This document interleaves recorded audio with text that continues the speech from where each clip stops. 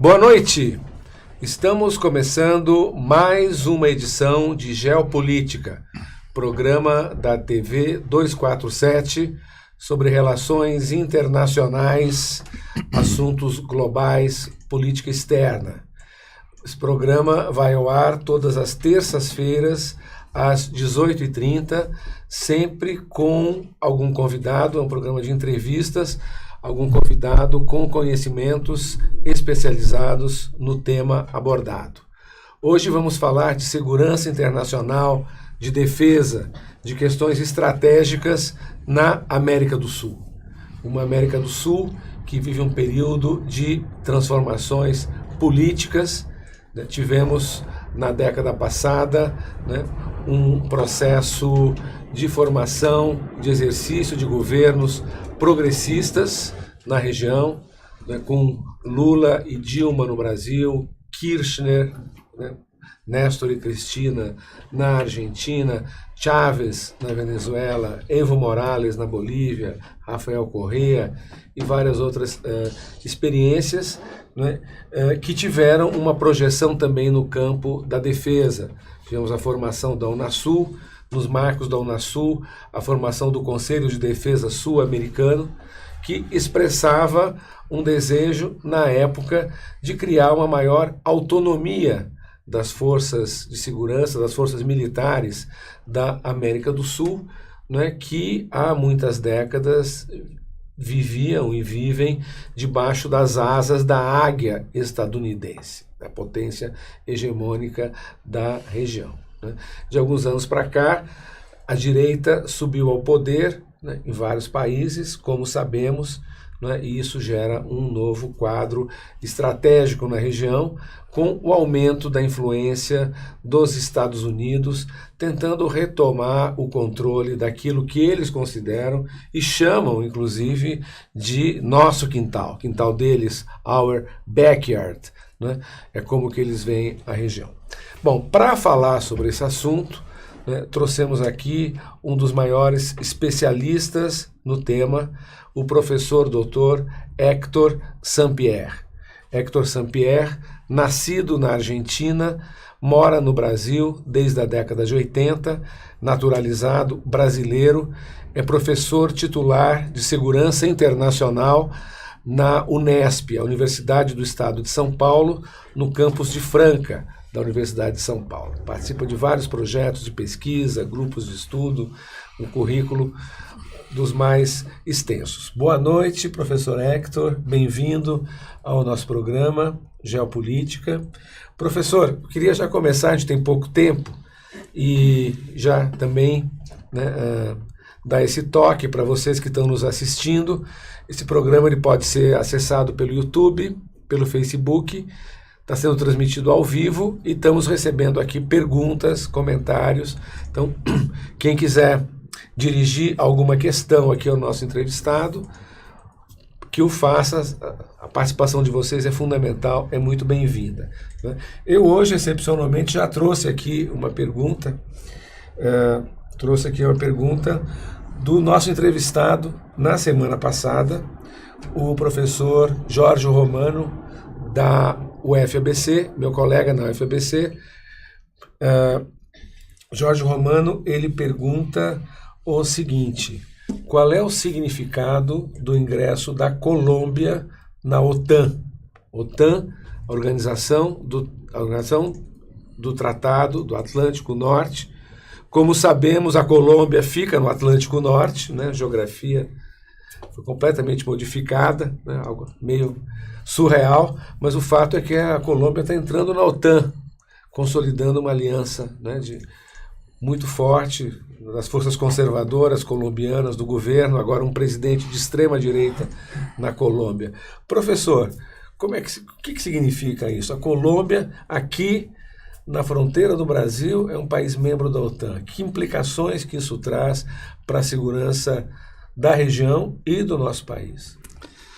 En realidad, para nuestro país y para la región, tem otro país que faz frontera con el Brasil, que es a França, y a frontera terrestre maior da França, es justamente con el Brasil y es un miembro de la OTAN y poseedor de artefactos nucleares. Também tem a presença de tropas inglesas nas Islas Malvinas. Portanto, desde el punto de vista estratégico no muda mucha cosa. O que sí significa es que Colombia estaba saliendo de un conflicto interno muy importante que duró 60 años, y las Fuerzas Armadas, las Fuerzas de Seguridad, como llaman los colombianos a sus fuerzas, que son compuestas tanto por militares como por policías, precisaban una reconfiguración, una modernización, como les estaban llamando. Es decir, y lo que se imaginaba es que ellos procurarían un modelo más próximo de América del Sur, y hace algunos años eso era relativamente plausible, es decir, que Colombia, una vez resolvido su problema interno, se volcase más para América del Sur y que tomase un modelo sudamericano, mas ella prefirió espelear na OTAN.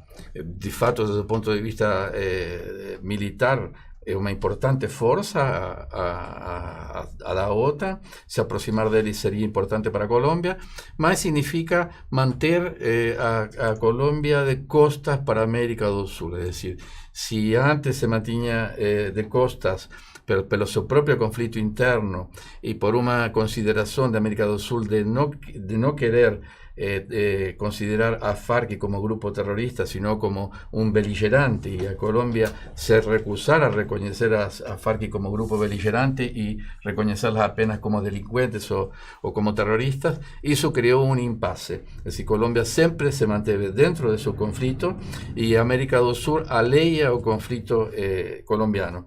Por tanto, ela mantém sua expectativa projetada más para el Caribe y en ese caso para a OTAN, que es la Organización del Tratado Atlántico Norte. Lembrando que para muchos teóricos o Atlántico no tiene norte y sur, sino que es o Atlántico, y por tanto cualquier conflicto, es decir, los intereses de la OTAN se proyectan para todo el Atlántico y no apenas para el Atlántico Norte. Es decir, que todas las aguas que moldean a nuestro continente sudamericano del lado del Atlántico sería de interés de la OTAN.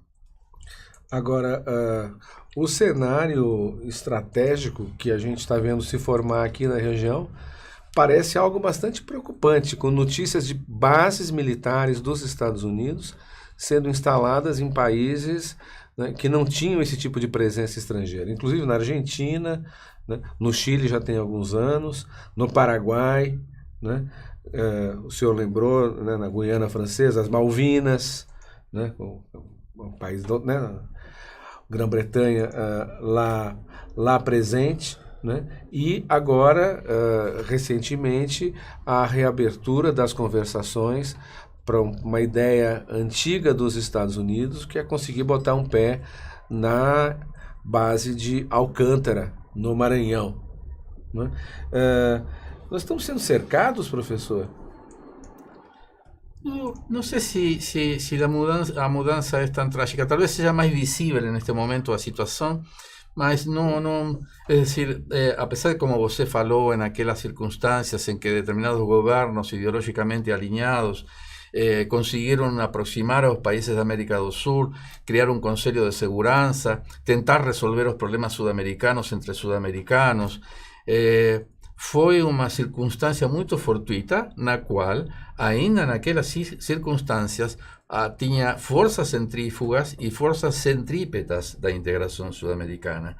Tanto países que estavam dentro da Unasul, mas que queriam estar fora, cuanto dentro de países que estaban dentro o que estaban fuera tenía segmentos o partes de sus sociedades que querían entrar en UNASUR, que son a favor de la integración, y sectores que estaban prefiriendo estar fuera.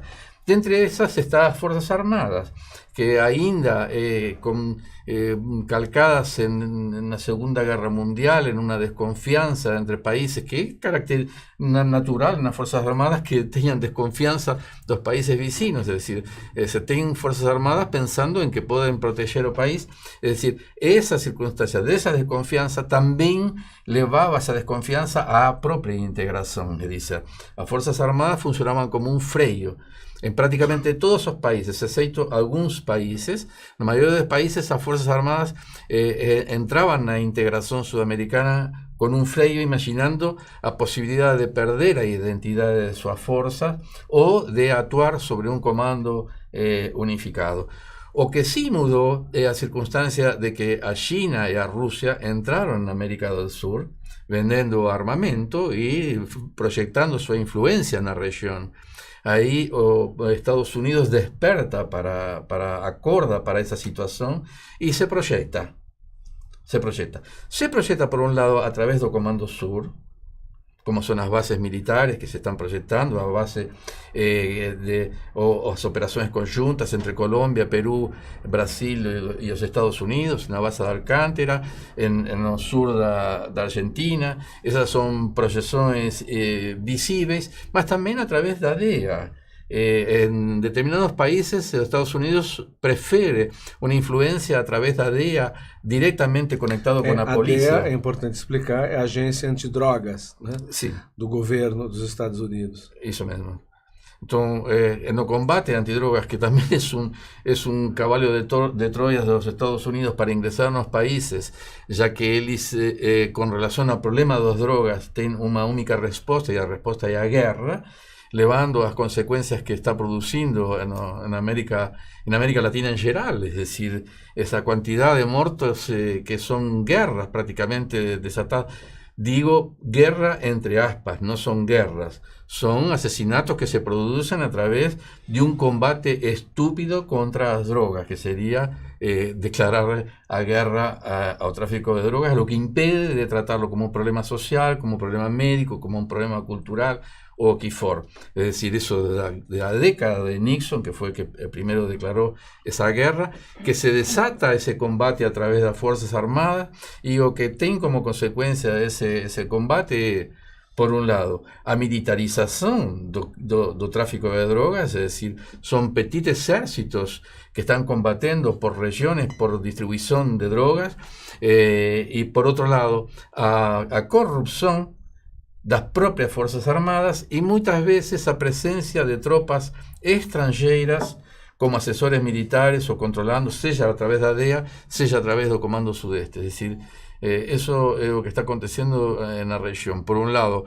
las Fuerzas Armadas sienten que su estrategia más segura es se alinear automáticamente a los Estados Unidos, no concorrer con los Estados Unidos procurando una libertad de acción estratégica que permita una autonomía de decisión política, más contar con la protección de los Estados Unidos para mantener su segurança regional e suas prerrogativas.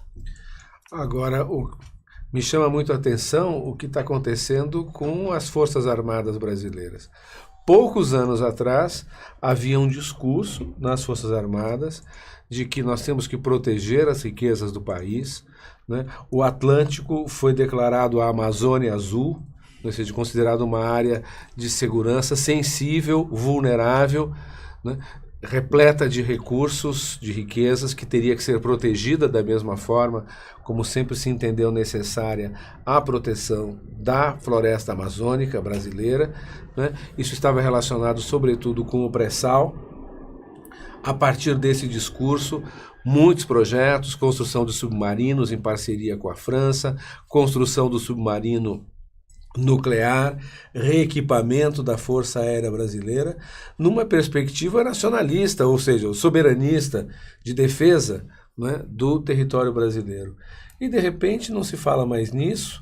O pré-sal, né, que seria o motivo, né, da construção desse aparato todo de defesa. O pré-sal já está sendo entregue na mão das empresas estrangeiras a preço vil, né? Uma verdadeira traição à pátria, conforme explicou para nós na semana passada o nosso convidado, o professor Jorge Romano. E esse nacionalismo das Forças Armadas brasileiras acabou, não tem mais nacionalista, né, militar brasileiro? Aparentemente o movimento nacionalista dentro das Forças Armadas foi aplacado. Se tem algum movimento é pequeno, algum grupo pequeno dentro das Forças Armadas. todo lo que você aponta correspondía a una situación en que Brasil tenía una política externa altiva y activa. En esa altivez y actividad de la política externa exigía como una de sus gramáticas específicas unas fuerzas armadas acorde a esa proyección de la política externa. Algunos decían, imaginaban que las fuerzas armadas colaboraban con la política externa. Para mí las fuerzas armadas solo tienen sentido para la política externa. Es decir, no estemos fuerzas armadas porque el mundo es imprevisible y no tiene reglas que se ajusten para todos los países de la misma forma. Para eso se tiene o cálculo estratégico y para eso se tienen fuerzas armadas. Es decir, a dos gramáticas específicas la política externa son la diplomacia y las fuerzas armadas. Cuando esa política externa se retrotrae, como acontece a partir del 2015, es decir, hay una deficiencia de política externa, la política externa pasa a ser un trámite burocrático, un simple trámite burocrático, a una entrega do espacio político que ocupaba Brasil no terreno internacional. O Brasil comienza a perder imagen en los foros internacionales en los cuales tenía una presencia activa e importante. Ese refluxo también significó, en aquel momento tenía una política de defensa, estrategia nacional de defensa, había una política inclusive industrial para apoyar o despliegue de la defensa, es decir, una industria de defensa nacional que tentase proyectar una tecnología propia para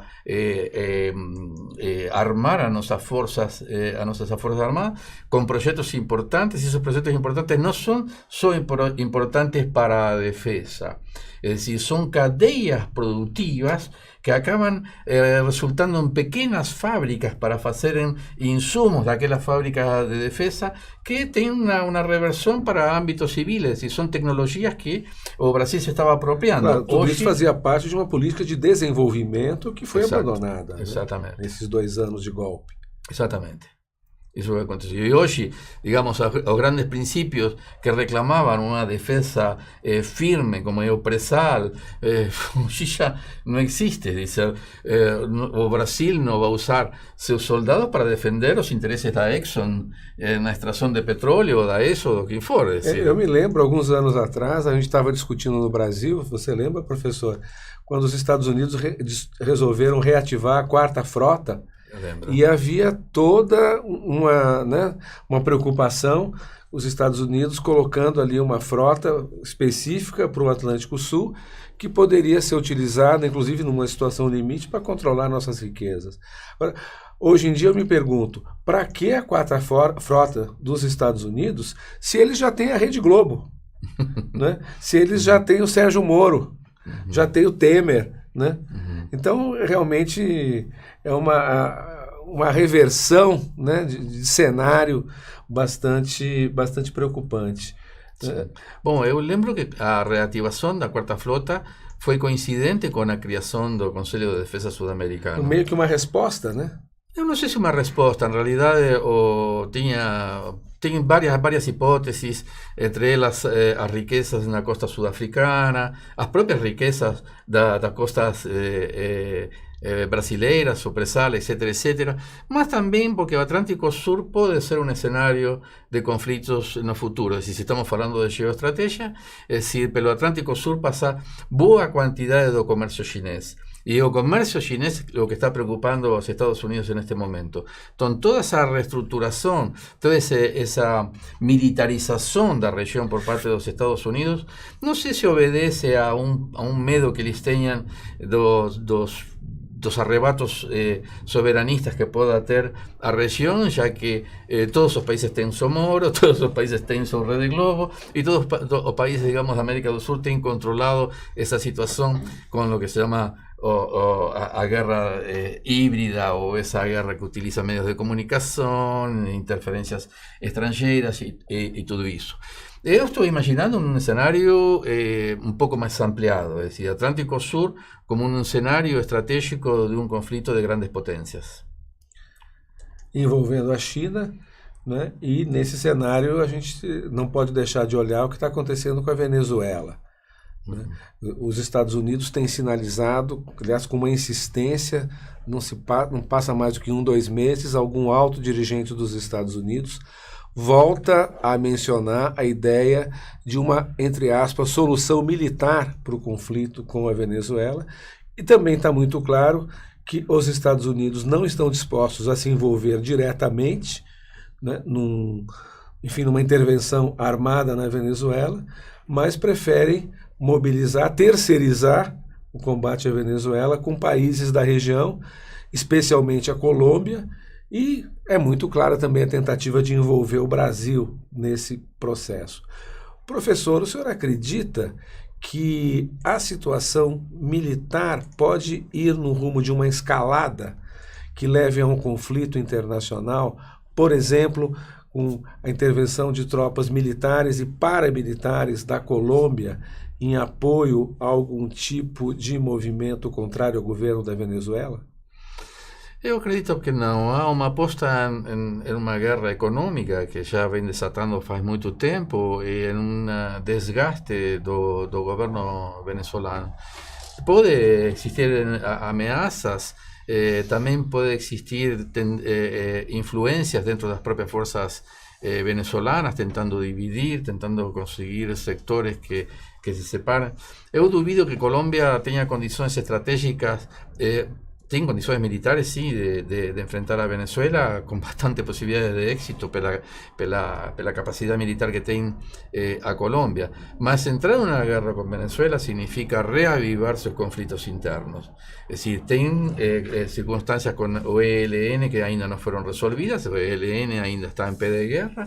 Son treguas que se están quebrando a cada momento, mas o ELN ainda está en pé de guerra. Tem sectores da FARC que hoy están pasando que no son absorbidas, que no tienen condiciones de se dedicar a cultivar batatas, es decir, son guerreros, de su profesión es hacer la guerra, y que van a vender su mano de obra para ciertamente grupos de narcotraficantes o para cualquier otra actividad. Más que en el caso de que Colombia entre en un conflicto con la Venezuela, ellos van a ver una oportunidad de voltar a reascender el conflicto interno. Entonces imagino que ese peligro existe en la mente de los estrategistas colombianos y no van a cometer esa locura. Yo desestimo essa hipótese.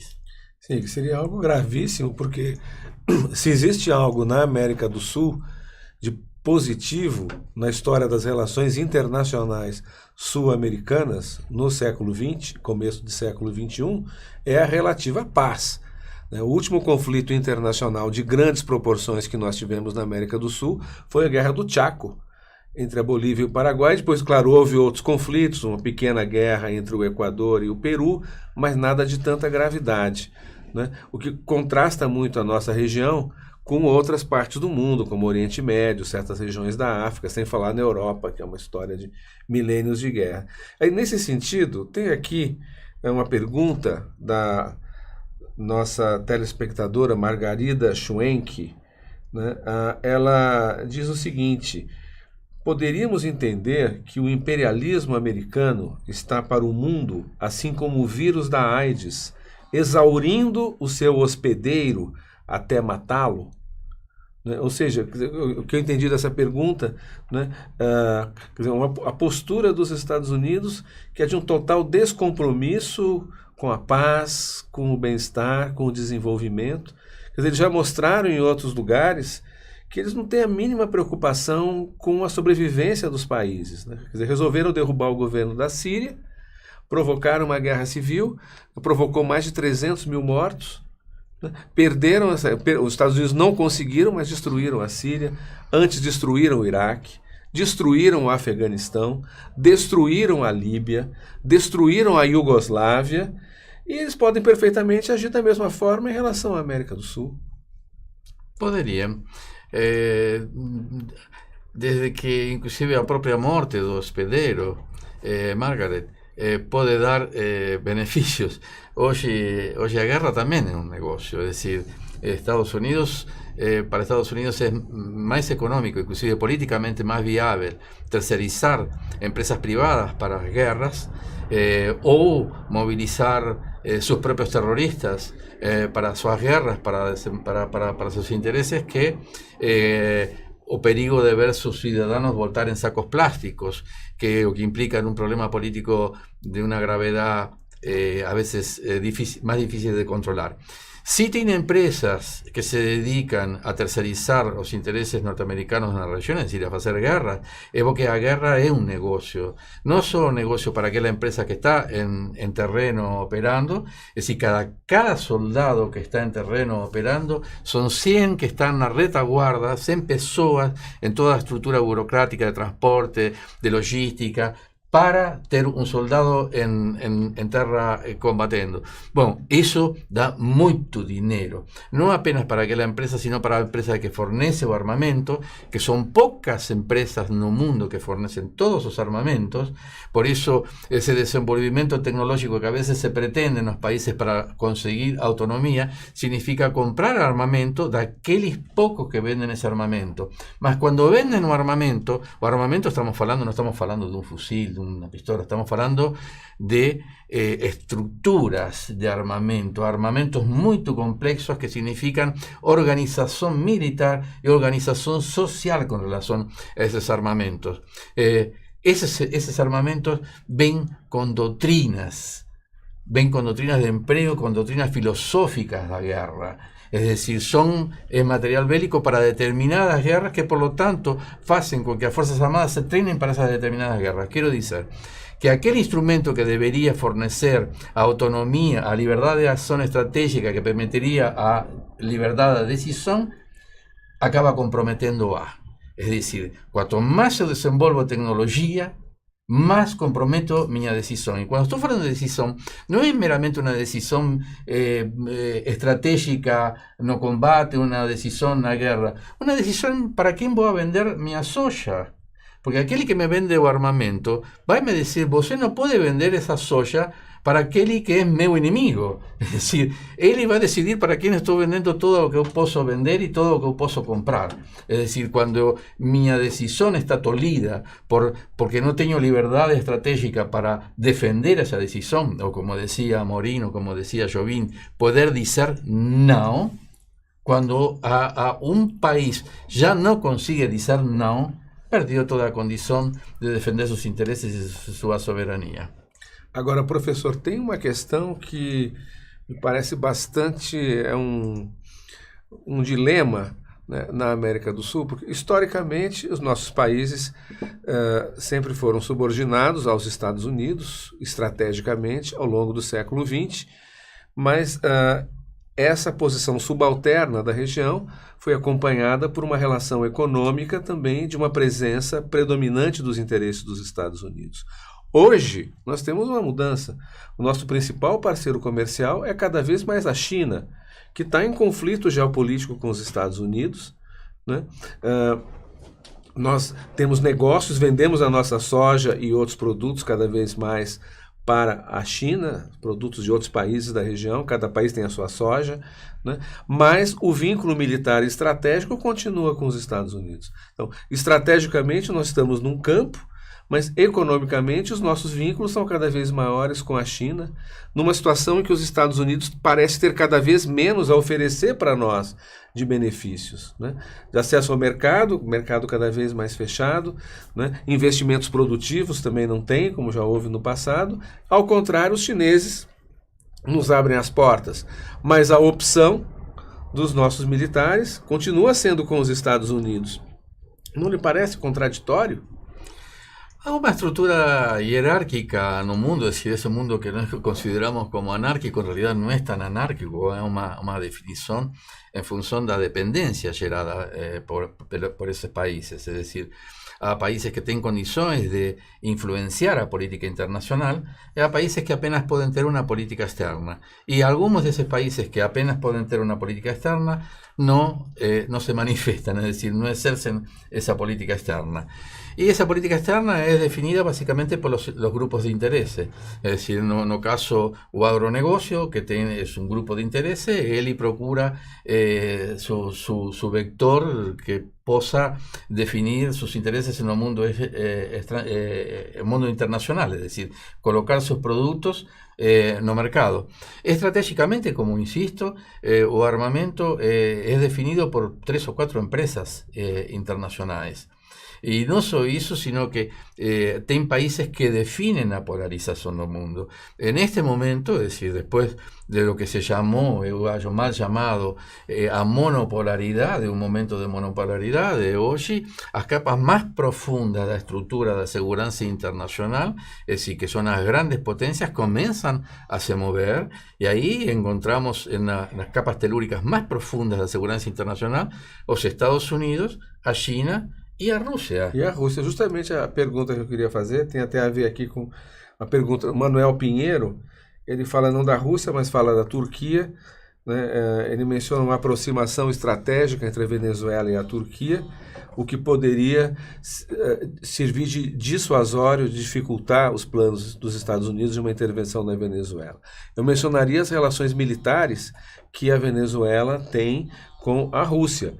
A Rússia tem agora a Venezuela equipou, já na época do Chávez, as suas forças armadas com equipamento russo, né? Talvez o senhor possa falar alguma coisa sobre a qualidade, eficácia militar desse equipamento, né? Então, uma opção estratégica bastante diferente daquela de outros países da região, né? Essa opção da Venezuela por uma aproximação com países que estão ou se afastando dos Estados Unidos, como a Turquia, que é uma coisa complicada, que a Turquia não deixa de ser membro da OTAN, né? Sobretudo com a Rússia, isso pode gerar uma nova configuração e a América do Sul ela começa a entrar no mapa desse conflito global, porque nos tempos da Guerra Fria, né, quer dizer, a única ponta de lança da União Soviética que havia na América Latina era Cuba. Hoje nós temos a Venezuela, temos de alguma maneira a Bolívia, temos a Nicarágua construindo um canal, a Nicarágua que também está na berlinda com o conflito interno, né? Então, o senhor acredita que se o mundo caminhar num sentido de uma intensificação da tensão geopolítica, dessa vez a América do Sul vai se envolver mais do que em outros conflitos do passado? Eu suspeito que essas grandes potências no van a entrar en una conflictividad, si hubiera alguna conflictividad en Sudamérica o en América Latina, que esas potencias se comprometan si una cuestión es mantener un flujo de armamento para Venezuela, y otra cosa es crear un conflicto con Estados Unidos pela Venezuela. Es decir, yo no sé cuál es el alcance del compromiso ruso, del compromiso chinés con los nicaragüenses, o compromiso chino con la construcción del canal es que eso va a viabilizar o comercio chinés hasta el pueblo de Manuelito, de Cuba, y la distribución en la costa atlántica norteamericana. Mas ellos son parceros, tanto a China cuanto a Rusia, son parceros comerciales, por lo menos comercian con Estados Unidos y no quieren tener atritos por otros países. Es decir, yo duvido, insisto, que a Venezuela sea atacada por los Estados Unidos de manera directa o indirecta. Si está siendo atacada, sí, económicamente, como usted sabe mejor que yo, mas yo acho que un ataque militar no sería ni ventajoso siquiera para los Estados Unidos. Y boa parte do equipamento ruso, sobre todo de aviação, é bastante complexa e não basta ter o avião, você tem que ter quem pilote o avião. E não é só um piloto, sino que são pelo menos 6 pilotos. Há uma hipótese de David Mares que diz que a paz, a prolongada paz de América do Sul no es por un espíritu pacífico de los países sudamericanos, sino porque no tienen condiciones económicas los países sudamericanos de hacer una guerra. Es decir, entrar en una guerra significa elevar toda la riqueza de un país para ser consumida en esa guerra. Y los países no tienen condiciones de entrar en una guerra. Inclusive el armamento que tienen esos países dura en términos absolutos de combate, para algunas horas de combate, es decir, 6 horas de combate, cuanto mucho, y acabó todos los recursos militares. Bom, essas hipóteses de Mares. Eu penso que sempre tem a ver, professor, com o que a gente está vendo agora.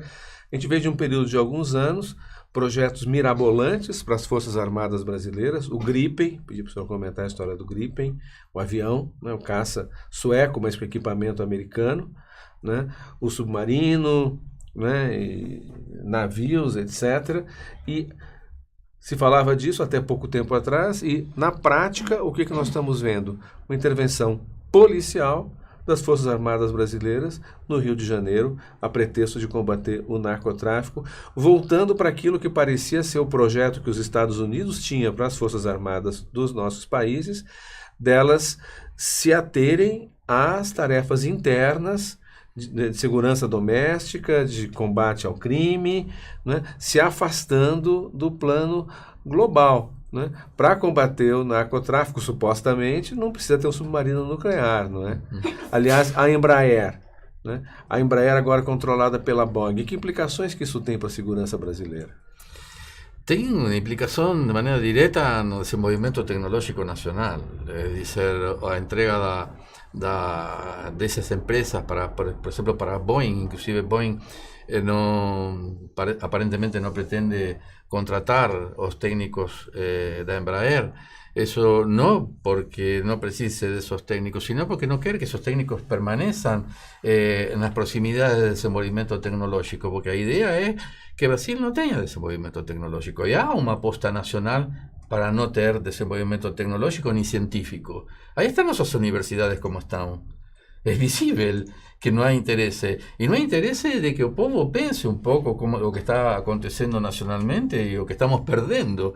Es decir, estamos perdiendo muchísimo diariamente. Las personas están preocupadas por los destinos de Brasil en la Rusia, en un campo de fútbol. Estamos perdiendo desenvolvimento tecnológico, estamos perdiendo universidades, estamos perdiendo a Presal, estamos perdiendo a salud, estamos perdiendo o país. En fin, no son cuestiones militares, son cuestiones políticas. También es político o empleo de las Fuerzas Armadas contra narcotráfico, contra seguridad pública. ¿Van a resolver? No van a resolver. No van a resolver, porque las Fuerzas Armadas son fuerzas de letalidad que procuran a victoria, y contra el crimen, contra la corrupción no hay victoria. En el mejor de los casos puede haber control, levar o crime, levar a corrupción a niveles soportables, como acontece en cualquier parte del mundo, mas no hay posibilidad de victoria. Por tanto, no hay posibilidad de tener una estrategia contra eso. La estrategia tiene que tener o victoria o muerte como su objetivo. Y en el caso del combate al narcotráfico, al crimen organizado, todo eso, independientemente de eso, no hay o preparo de las Fuerzas Armadas para o empleo de ellas en una guerra. Significa que quien está del otro lado del fusil es un enemigo. Empregar a Fuerzas Armadas internamente significa recuperar el concepto de enemigo interno desterrado desde que se acabó con la doctrina de seguridad nacional. Las dictaduras militares. Las dictaduras militares. Es decir, colocar o empleo de las Fuerzas Armadas, que es una fuerza letal, significa considerar a parte de la sociedad como si no fuesen brasileños. Como enemigo. Como enemigos. Eso es peligrosísimo. Por otro lado, las Fuerzas Armadas, en realidad, por lo menos o que las declaran, o que tienen declarado o general Vilas Boas y varios militares, inclusive en entrevistas, es que no tienen interés en participar de la seguridad pública. Hubo un empleo de las Fuerzas Armadas por parte del sector político. ¿Por qué? Porque embora las Fuerzas Armadas no vengan a resolver el problema del crimen organizado, ni del narcotráfico, ni cualquiera de esos problemas de seguridad pública, o que sí tiene incidencia es los índices de inseguranza, es decir, o que siente a clase media y que revela a los medios de comunicación. Es decir, yo siento-me más seguro con las Fuerzas Armadas en la rua. Y eso no tiene sentido contra el crimen organizado, no tiene sentido contra la seguridad, a favor de la seguridad pública, mas tiene sí un sentido para ganar las próximas elecciones. Si yo disminuyo, desde el momento que la seguridad pública pasa a ser parte do menú das próximas eleições, se eu consigo reduzir o número de inseguros, eu aumento a minha probabilidade de perpetuar. Quer dizer, professor, para usar uma palavra que se usava antigamente, meio fora de moda, demagogia. É um embuste. Pirotécnico. É um embuste, é uma fraude. Né? Agora, por falar em fraude, a base de Alcântara, né? Quer dizer, ao que tudo indica, pelo andar da carruagem, o Brasil vai acabar entregando a sua base aérea espacial em Alcântara, no Maranhão, situada num lugar privilegiado geograficamente, próximo à linha do Equador, para os Estados Unidos.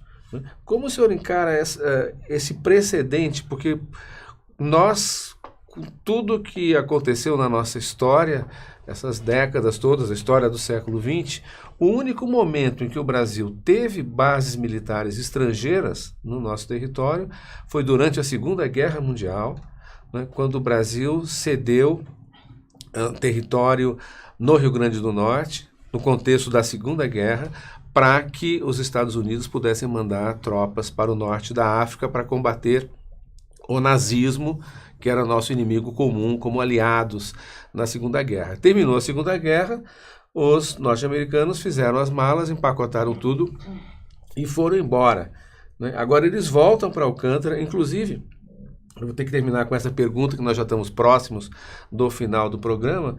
Uma coisa que eu li, queria ver se o senhor tem alguma informação, pode confirmar para nós, que na realidade os Estados Unidos não precisam assim tanto daquela localização geográfica de Alcântara para monitorar e mandar satélites para o espaço, porque eles já têm outros lugares onde eles podem fazer isso. O que eles querem mesmo é botar o pé no território brasileiro, criar uma área militar, né, da OTAN, né, dos Estados Unidos, né, onde brasileiro não entra, né, encravada aqui dentro do nosso país. Como é que o senhor encara isso? No, concordo que eles digamos, desde o ponto de vista econômico e tudo isso, não faria grande diferença a base de Alcântara. Mi hipótesis é que o que eles estão fazendo, ocupando essa base de Alcântara, é ocupando o espaço da ciência e tecnologia brasileira. Es decir, que los Estados Unidos pueden ni lanzar un míssil de ahí, mas o Brasil también no va a lanzar un míssil de ahí. No solo no va a lanzar un míssil, sino que Brasil no va a desenvolver ciencia y tecnología misilística. Essa é a preocupação dos Estados Unidos. É um bloqueio ao nosso desenvolvimento tecnológico. Sim, na verdade, é disso que se trata. Científico-tecnológico. Não só tecnológico, científico-tecnológico. E esse governo dando apoio para isso, né? No, yo acho que no solo dando apoyo, sino que yo acho que es un proyecto de este gobierno, un proyecto de desmonte nacional. Y el desmonte nacional comienza por el desmonte de ciencia y tecnología. Por eso nuestras universidades están como están. Eso no es casual, eso es intencional. Obedece a una política, que es una política de desmonte y de entrega. E as Forças Armadas, que teoricamente existem para defender o Brasil, né, não estamos vendo essa defesa se manifestar. Ao contrário, né? Aonde estão? Essa é a pergunta, a gente poderia terminar com isso. Aonde está a missão das Forças Armadas brasileiras de defender o nosso país? Aonde está essa missão? Né? Quando, na verdade, o nosso país, como o senhor está explicando muito bem, está sendo desmontada, né, a sua capacidade tecnológica, a sua capacidade industrial, a sua capacidade de proteger os seus recursos, de proteger a sua economia, a sua sociedade, a partir de dentro, em colaboração com forças poderosas do exterior, né, em especial aos Estados Unidos. O senhor vê alguma... Vamos terminar com essa pergunta. O senhor vê alguma perspectiva de uma mudança a partir daí? Da onde que pode vir uma esperança, professor? Bueno, yo creo que las Fuerzas Armadas están dentro de su papel constitucional. No há ninguém roubando do Brasil. Há alguém entregando ao Brasil. Y está entregando dentro das regras do jogo democrático. Es decir, eso pasa pelo Congreso, pasa às costas do brasileiro.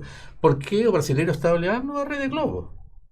Y mientras él estaba olhando a Rede Globo, o Congreso está entregando tudo. Es decir, las Fuerzas Armadas no tienen nada que defender. Es decir, si o que tem que defender as Fuerzas Armadas é a decisão do Congreso, o Congreso está decidindo entregar. Es decir, a questão, en este caso, no son las Fuerzas Armadas, sino é o Congreso. O brasileiro tem que aprender a votar. A questão é política. Perfeito. Professor Hector Sampierre, agradeço imensamente a sua participação no nosso programa. Acho que todos nós aprendemos muito e esperamos poder contar com a sua participação no futuro, né, em outros programas, outros temas. Infelizmente temos que terminar, porque está dando aqui o nosso horário. Desejamos boa noite, então, a todos vocês que estão nos assistindo. Na próxima terça-feira voltaremos com mais uma edição do programa Geopolítica aqui na TV 247. Boa noite a todos e todas. Boa noite, professor. Obrigado mais uma vez. Muito obrigado. Boa noite. Obrigado.